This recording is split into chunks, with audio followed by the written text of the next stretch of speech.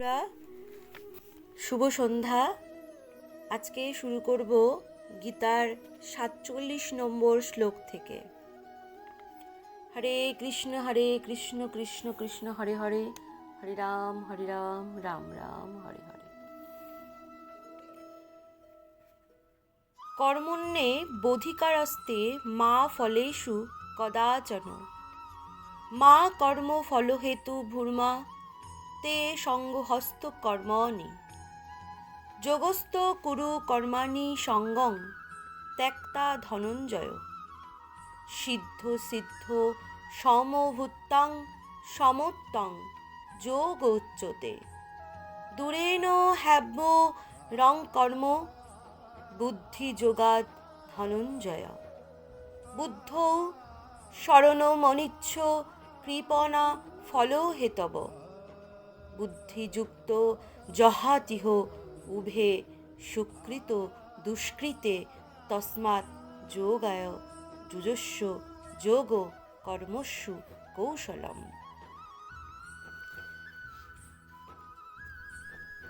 কর্মেই তোমার অধিকার, কর্মফলে তোমার কখনো অধিকার নাই। তুমি ফলের আশা ছাড়ো। অতএব হে অর্জুন, তুমি কর্ম ত্যাগ করিও না। হে ধনঞ্জয়, যোগস্থ হইয়া ফলের কামনা ছাড়িয়া ফলাফলে সমজ্ঞানে কর্ম করিয়া যাও। সর্ব অবস্থায় মনকে এইরূপ রাখিতে পারিলে তাহাকেই যোগ বলা হয়।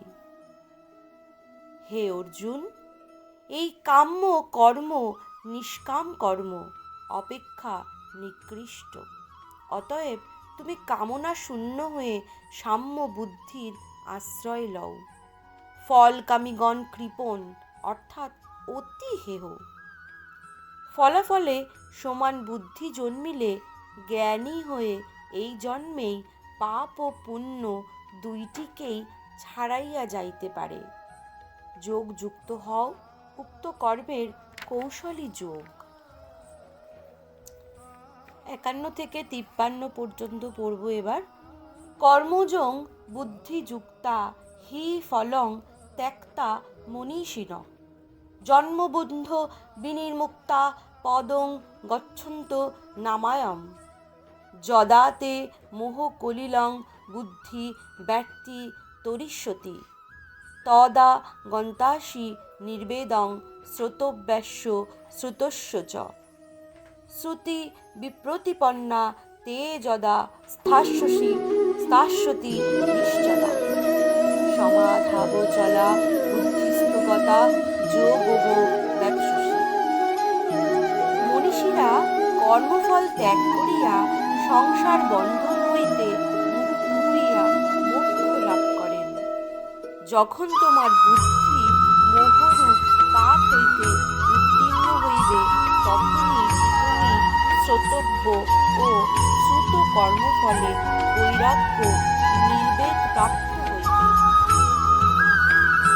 নানারূপ লৌকিক ও বৈদিক কর্মফলের কথা শুনিয়া তোমার বুদ্ধি বিক্ষিপ্ত হইয়া আছে। যখন তোমার এই বুদ্ধি নিশ্চল হইয়া সমাধিতে অচলা হইয়া অবস্থান করিবে, তখনই তুমি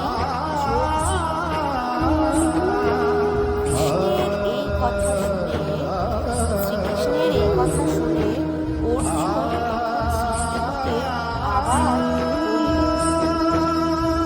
স্থিত প্রবশ্য কা ভাষা সমাধিস্থস্য কেশব, স্থতুক্তি কিং প্রভাষিত বিভাষিত প্রয়োজিত। অর্জুন বলছেন, হে কেশব, ব্রহ্মজ্ঞানী যোগীর লক্ষণ কি? তিনি কিভাবে কথা বলেন, বা কিভাবে বসেন, বা কিভাবে চলাফেরা করেন? এই কথা শুনে শ্রী ভগবান বলছেন, প্রজাহাতি যদা কামান সর্বান পার্থ মনোগতান, আত্মনিবাত্যনা তুষ্ট স্থিত প্রজ্ঞস্ত গতোচ্যতে, দুঃখেষু দিগ্ন মনা সুখেষু রাগ ভয় ক্রোধ স্থিত ধীরমন্যি উচ্চতে য সর্বত্রাণ হিংস্তেহ স্থতুত্ব প্রাপ্য শুভাশুভম নাভিনন্দতি ন তেষ্টি তস্য প্রজ্ঞা প্রতিষ্ঠা। ভগবান বলছেন, হে পার্থ, যখন যোগী মনোগত সমস্ত কামনা ত্যাগ করিয়া আপনাতেই আপনি তুষ্ট থাকেন, তখনই তাহাকে স্থিত প্রজ্ঞ বলা হয়। যিনি দুঃখে স্থির, সুখে বিগত স্পৃহ ও অনাসক্ত, ভয় ও ক্রোধ শূন্য, তাহাকে স্থিত প্রজ্ঞ বলা হয়। যিনি শুভ বিষয়ে ফল পাইয়াও আহ্লাদিত বা বিকারগ্রস্ত হন না, তাহারই স্থিত প্রজ্ঞ প্রতিষ্ঠা।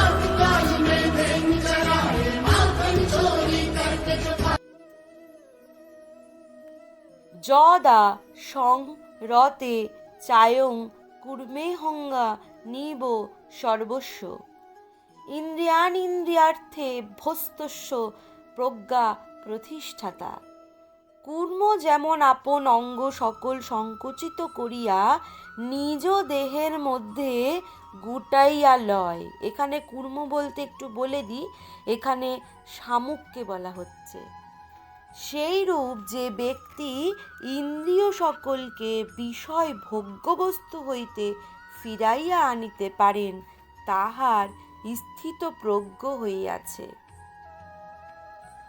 বিষয়া বিনির্বর্তন্তে নিরাহারস্য দেহিন রসবর্জং রসোপস্য পরং দৃষ্টা নিবর্ততে। কেউ কেউ ইন্দ্রিয় দ্বারা ভোগ বাসনা করেন না, তথাপি তাহার ভোগের আকাঙ্ক্ষা থাকিয়াই যায়, কিন্তু পরমাত্মার সাক্ষাৎকার ঘটিলে বিষয় তৃষ্ণা চিরতরে দূর হয়।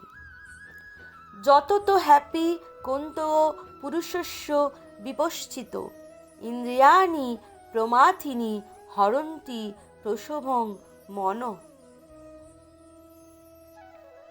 হে অর্জুন, জ্ঞানী ব্যক্তি মোক্ষের জন্য যত্ন করিলেও সময় সময় তাহার মনকে বলবান ইন্দ্রিয়রা বলপূর্বক কুপথে লইয়া যায়। তানি সর্বাণি সংযম্য যুক্ত আশিত অতঃপর বশেহি যস্যেন্দ্রিয়াণি তস্য প্রজ্ঞা প্রতিষ্ঠাতা। যিনি যোগী, তিনি ইন্দ্রিয় সকলকে দমন করিয়া মতপরায়ণ হইয়া থাকেন, কারণ তাহার ইন্দ্রিয়গুলি বশীভূত হইয়াছে। সেই ব্যক্তি স্থিতপ্রজ্ঞ।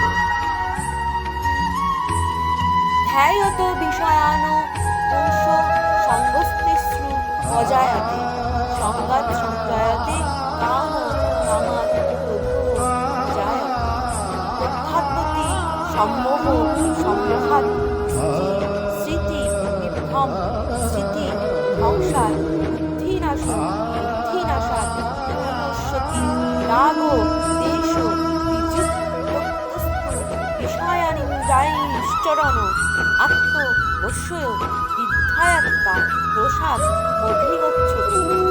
প্রসাদে সর্বত্র হানাং হানির রস্য অজায়তে প্রসন্নচেতস্য হাস্য বুদ্ধি বর্জ্য